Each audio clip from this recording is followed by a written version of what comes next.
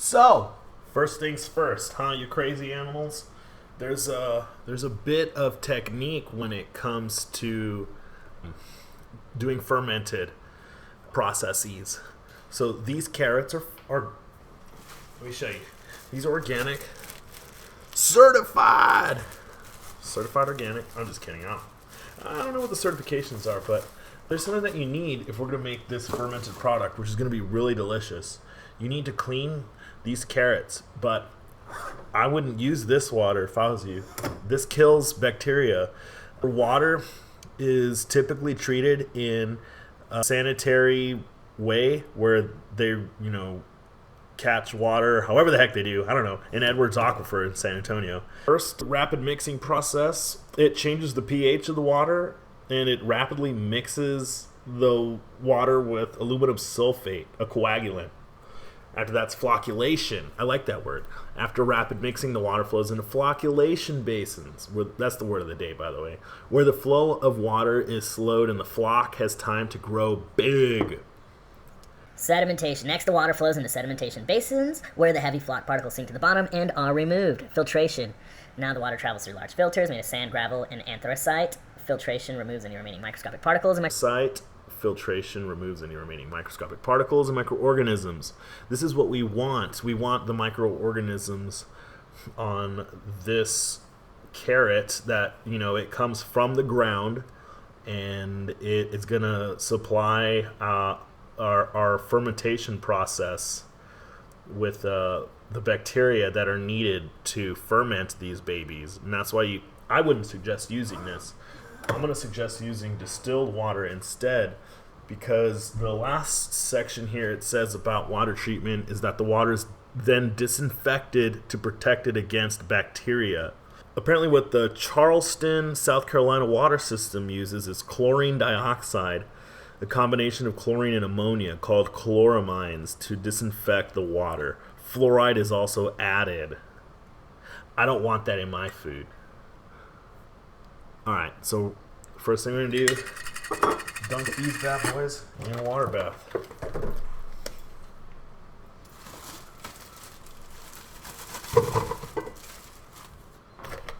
And then I'll just gently scrub them with the water that I got here. And I believe this to be very important. So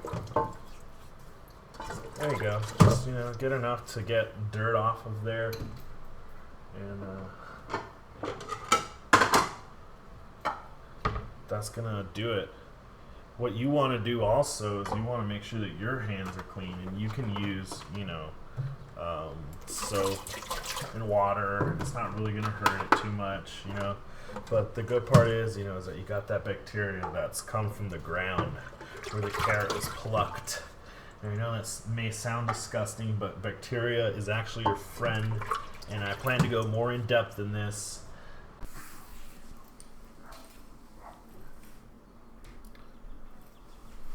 Hello, and welcome to this YouTube channel. I'm Adrian, and I'm going to be doing a host and a slew of things.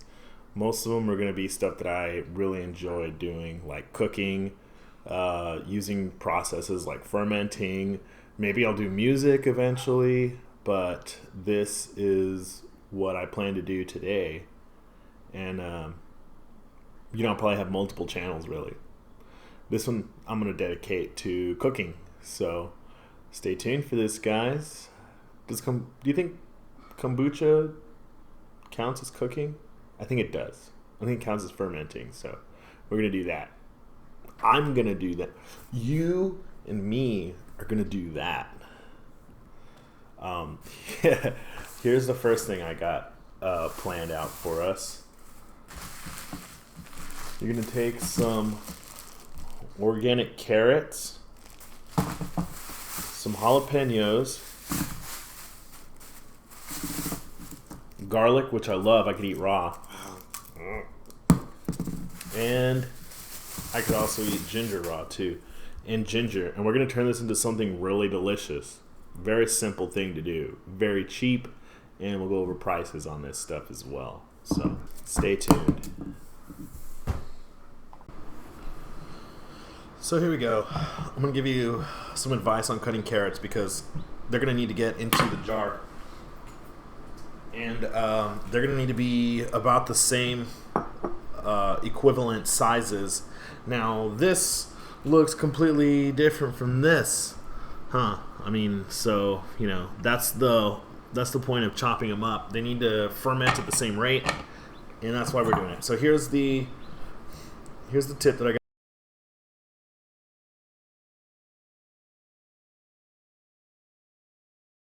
Get one carrot and then mark it about, you know, how long you want it. And let's see, let's find that cut there. And then we're going to cut all our other carrots about the same size. So here's your mark. And then here we go.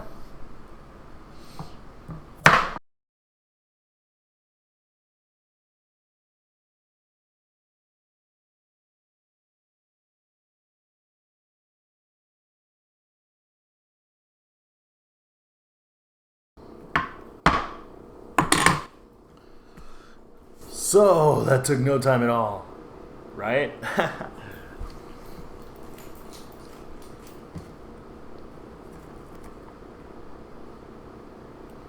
These bad boys go in the jar, just like this. Then what I'm gonna cut up a jalapeno or two, and I'm gonna make these spicy. So I'm gonna leave the seeds in here. Just gonna cut them in half like that. I'll leave the seeds intact, and you're gonna cover your carrots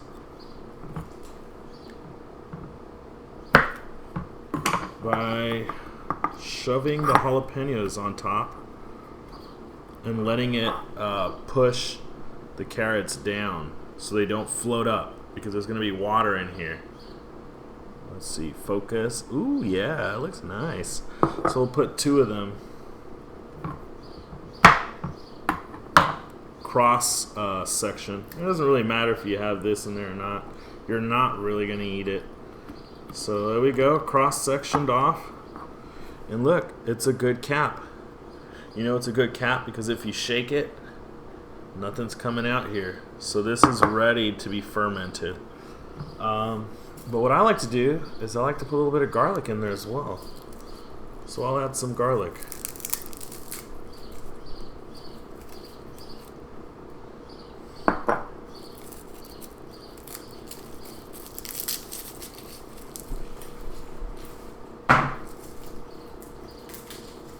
Couple cloves here. Just great way to take out some frustration. You don't really have to peel them, actually.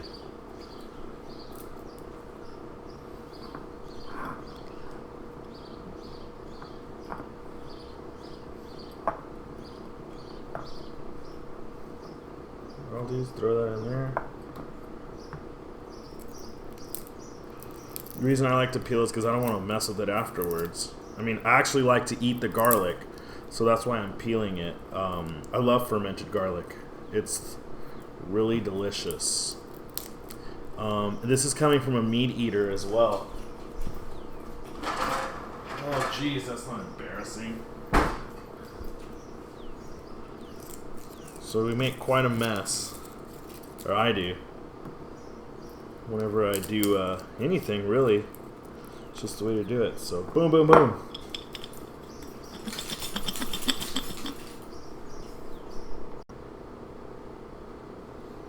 So I neglected one thing we're gonna need is salt.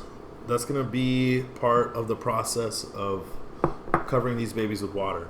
So what you wanna do is you wanna get a tablespoon per every quart. This is a quart. I mean, well, it's like a 2 pints in a quart. Yeah, I'd say that's a quart. So you want a tablespoon, and it does matter what salt you get. See how this is sea salt? You don't want iodized.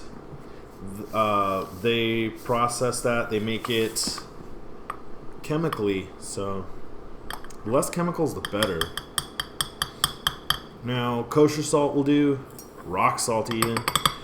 So just throw that on top there, and look at this. I'm gonna do Salt Bay. I just did Salt Bay all over the place. Man, Salt Bay. Man, you made it popular to be messy or whatever. Anyways, he took that move from me, by the way. But there's the salt on top. You're gonna pour the water in there until these bad boys are all covered up. And the process of fermentation requires zero oxygen, which is an anaerobic chemical reaction. Anaerobic means without oxygen. Like space. Space is anaerobic. We could ferment carrots in space because there's no oxygen. I'd like to see how that happens, but I'd also like to see ants in space. So if you know any astronauts, tell them about this. See what they can do. See what they can whip up. But we're going to take our lid afterwards, and I'm going to show you here. There is no vegetables above the water. No vegetables above the water. Woo. Alright. And then after that, you're pretty much done. Just wait for 2 days. Amen. And you actually have a pretty cool looking jar here afterwards. It's pretty. You can take your little Instagram pics and whatnot. And it's pretty. Set it on your grandma's counter or something. I mean, look at that. Like, who doesn't like to see that? You know, vegetables. At least, you know, it'll make you want to eat them, really, because this is a really tasty process. Here, let me show you the other one. The other recipe. So what I generally like to do is I like to take my ginger from the produce section. These are actually in season. We're about coming on summer right now. So this recipe, I'm a fanatic on ginger, so I'm going to peel and cut up tiny pieces. I'm going to do 3 tablespoons.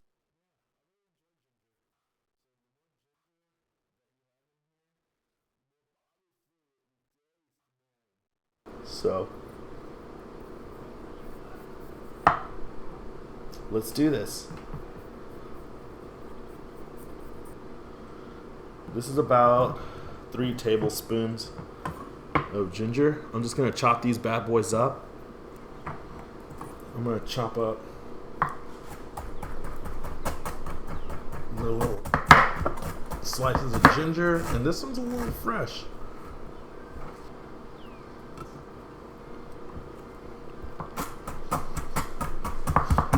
So about 2 tablespoons of ginger, and I really like garlic. I'm never going to put less garlic than that.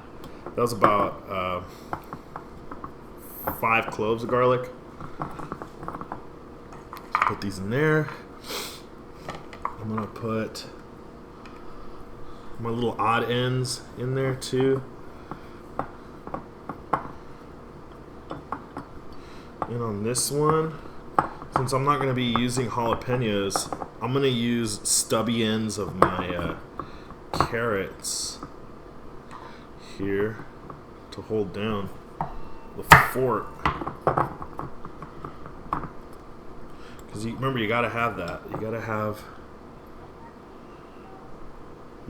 the carrots not touching the air. They got to be outside of the air. They got to be underwater, basically. They got to be anaerobic. They got to be in space, man. Ha ha. Ants in space. My brother laughed at that concept. Here, we're going to need the brine again. Remember, a tablespoon per quart.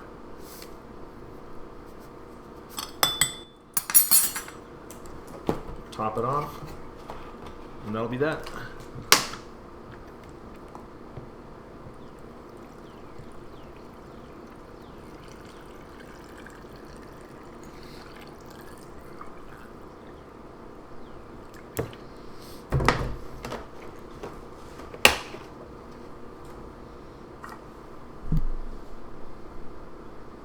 Leave a little room here because it's going to start to fizz.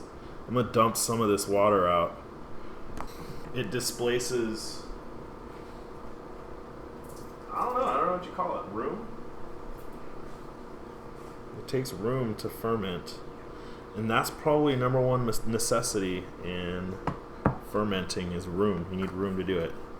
You're going to want to put this in both of these. So you're going to want to put both of these in a dark place with the lids not quite capped tightly. I would just say snugly. In case you forget them, they will blow up on you. These will build gas. These are bombs. Don't ever forget that. These are bombs. And I would rather you be scared to open them every day than forget that. These are bombs. Because glass will go in everywhere. Oh, dang it. I cursed. There goes monetization. Alright. Here we go. Slightly on. And then put them in a cabinet. And then you're ready to go in 2 days. I would check these every day. Unscrew the lid a little bit. And hear the air come out and go. And then right back. Right back. Not tightly though. Remember that. Hello again. I'm back with you.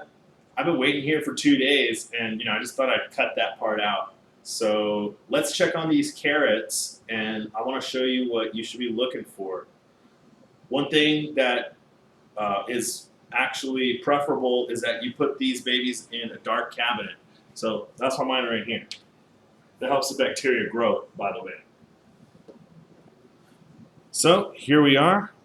Let's open these up, and I'm going to show you what you want to see in these. So we've been waiting for 2 days for these to come out. They've been just hanging out, doing their thing. You'll notice that every time you've opened these, every day, there's been more gas.